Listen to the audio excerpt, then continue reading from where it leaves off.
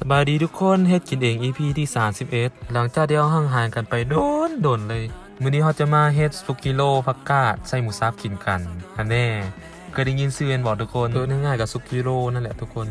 ขั้นตอนทำบินเฮาก็ผักกาดขาวไปต้มให้มันสุกก่อนหลังจากนั้นเฮาก็มาเฮ็ดใส่หมูสับกันพากบ่ทันแล้วทุกคนเบิ่งเอาตามในคลิปเลยฮอดใส่แล้วเฮาก็มาแกะเฮ็ดเข็มกันก่อนที่เฮาจะนำไปปรุงแต่งนั้นเฮาก็ตัดหางแล้วก็นำไปล้างแล้วอีกเฮ็ดหนึ่งที่ธงเขียวๆนั้นแอดบ่ฮู้ชื่อใดๆเนาะไปฮู้ก็บอกกันแน่ทุกคนเฮาก็ตัดหางคือกับเฮ็ดเข็มคือเดียวเลย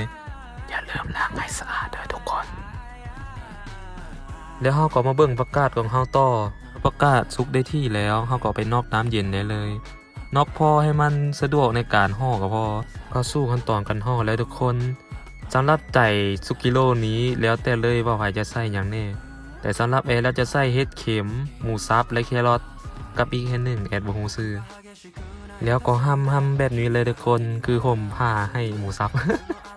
จะเฮ็ดคำน้อยคำใหญ่แล้วแต่คนมักเลยนี่ทุกคนแต่แอดมักคำใหญ่ๆกิน2คำแม่นอิ่ม เข้าสู่ขั้นตอนสุดท้ายแล้วทุกคนก็คือการนึ่งเราจะนึ่งไฟระดับปานกลางเนาะจะใช้เวลาอยู่20-30 นาทีเพื่อให้หมูมันสุกข้างใน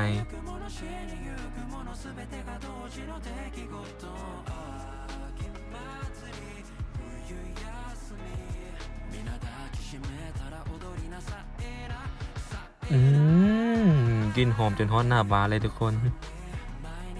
สำหรับไผเบิ่งบ่ฮอดนี้ถ้ามักก็ให้กดไลค์ถึกใจให้กดติดตามไปเลยเพื่อเป็นกำลังใจให้แอดให้คลิปต่อไปและเจอกันใหม่ EP หน้าว่าจะเป็นเมนูหยัง See you later